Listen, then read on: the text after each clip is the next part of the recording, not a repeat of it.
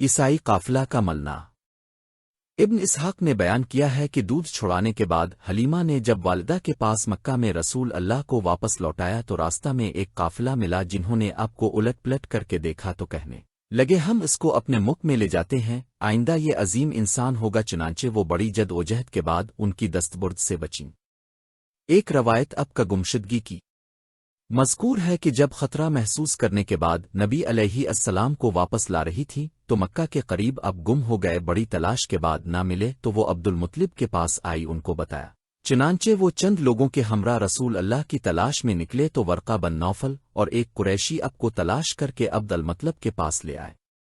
عبد المطلب نے حضور کندھے پر بٹھا کر طواف کروا لیا اور ان کے لیے دعا کی، پھر ان کی والدہ آمنہ کے پاس لائے۔ ابن اسحاق کی روایت سے متضاد روایت۔ اموی نے عثمان بن عبد الرحمن وقاص ضعیف راوی زہری سعید بن مصیب سے رسول اللہ کی ولادت اور حلیمہ سے رضاعت کا قصہ ابن اسحاق کی روایت کے متضاد بیان کیا ہے کہ عبد المطلب نے اپنے بیٹے عبداللہ کو کہا کہ تم بچے کو قبائل عرب میں لے جاؤ اور ان کے لیے انا تلاش کرو، چنانچہ وہ لے گئے اور رضاعت اور شیرخوارگی کے لیے حلیمہ کے سپرد کر دیا، اور رسول اللہ کا اس کے ہاں 6 سال رہے۔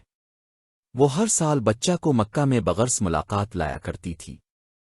جب شق صدر کا واقعہ رونما ہوا تو اس نے آمنہ کو واپس لوٹا دیا۔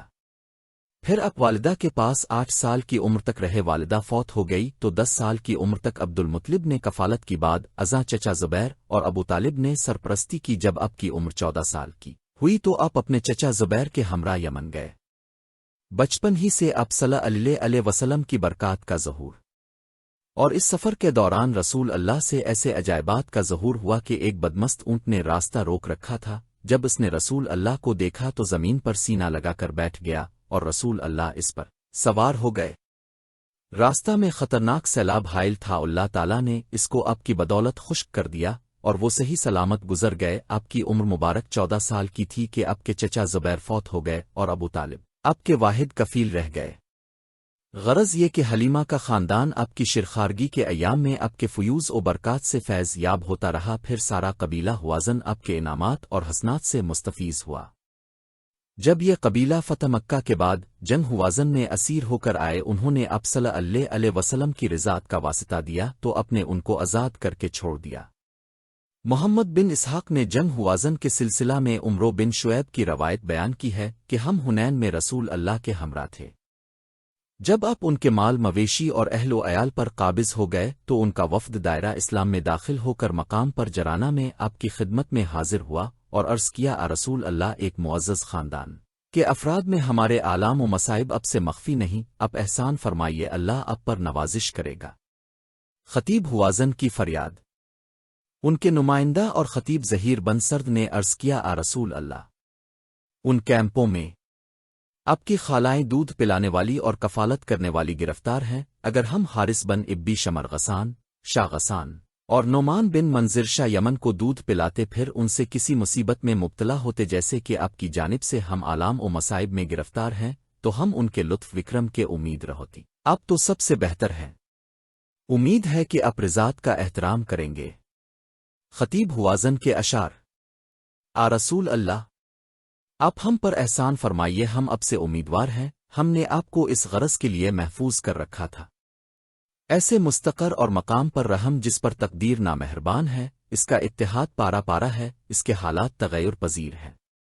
جنگ نے ہمیں زمانہ بھر کے غم سے دو چار کر دیا ہے، ان کے دل رنجیدہ اور کیناور ہیں، اے سب سے تحمل مزاج بوقت ضرورت، اگر آپ الف کے کھلے احسانات نے ان کا تدارک نہ کیا، ایسی عورتوں پر احسان کر تو جن کا دودھ پیا کرتا تھا، جب تیرا منہ ان کے خالص دودھ سے بھر جاتا تھا، اور جب تجھے کسی کام کا کرنا اس سے باز رہنا آراستہ کرتا تھا، تو ہمیں اس شخص کی مانند نہ کر جس کی جماعت متفرق ہو، اور تو ہم پر رحم کر، ہم اچھے لوگ ہیں، ہم اب کے احسانات کے مشکور ہیں، جیسے بھی ہوں آج کے بعد وہ ہمارے پاس ذخیرہ ہے۔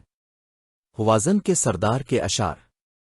یہی قصہ عبید اللہ بن رماحس کلبی رملی زیاد بن طارق سم ابی سرد ظہیر بن جرول رئیس قوم سے مروی ہے کہ جنگ حنین میں جب رسول اللہ نے ہمیں گرفتار کر لیا تو عورتوں کو مردوں سے الگ کرنے کا ارشاد فرمایا تو میں اچھل کر آپ کے سامنے بیٹھ گیا اور چند اشعار جو قریب مذکورہ بالا اشعار سے ملتے جلتے ہیں سنائے۔ ان اشعار کا ترجمہ نہیں کیا گیا ہے جن میں نے اب کے ہوازن کے قیام اور نشو و نما اور رضاعت کا ذکر کیا تو رسول اللہ نے فرمایا مال غنیمت میں جو میرا اولادہ عبد المطلب کا حصہ ہے وہ فی سبیل اللہ ہے اور تمہارا ہے، اور انصار نے بھی اعلان کر دیا ہمارا حصہ بھی اللہ اور رسول کے حکم کے تابع ہے۔ اپنے قریباً 6000 بچے اور خواتین آزاد کر دیے اور ان کو بے شمار مال و مویشی عطا کیے۔ بقول ابو الحسین بن فارس ان کی قیمت خمس ماتے والف درہم ہے۔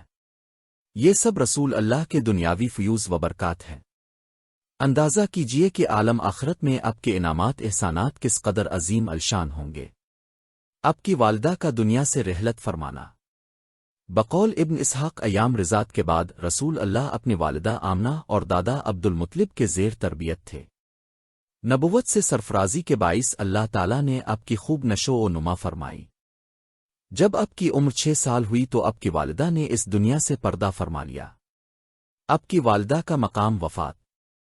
ابن اسحاق عبداللہ بن ابی بکر بن حمد بن عمرو بن حزم سے بیان کرتے ہیں کہ رسول اللہ کی والدہ ماجدہ مکہ اور مدینہ کے درمیان ابا میں فوت ہوئیں۔ اس وقت اب کی عمر 6 سال تھی۔ اب کا اپنی والدہ کے ہمراہ مدینہ جانا۔ والدہ ان کو مدینہ میں بنی عدی بن نجار کے ہاں ماموں کی ملاقات کے لیے لے گئیں اور واپسی کے دوران راستہ میں فوت ہو گئیں۔ واقد نے بیان کیا ہے کہ حضرت آمنہ نبی علیہ السلام کو لے کر مدینہ روانہ ہوئی، ایمن بھی ہمراہ تھی۔ اب کی عمر اس وقت 6 سال تھی۔ پھر مدینہ پہنچ کر ننیال سے ملاقات کی۔ ایمن کا بیان ہے کہ ایک روز مدینہ کے 2 یہودی آئے، انہوں نے مجھے کہا ہمیں محمد دکھاؤ۔ وہ دیکھ چکے تو ایک نے دوسرے کو کہا یہ بچہ اس امت کا نبی ہے اور یہ شہر اس کا مقام ہجرت ہے اور یہاں خوب قتل و غارت اور اسرت ہوگی۔ جب والدہ نے یہ تبصرہ سنا تو وہ ان کو لے کر واپس مکہ روانہ ہو گئیں اور راستے میں مقام ابا میں فوت ہو گئیں۔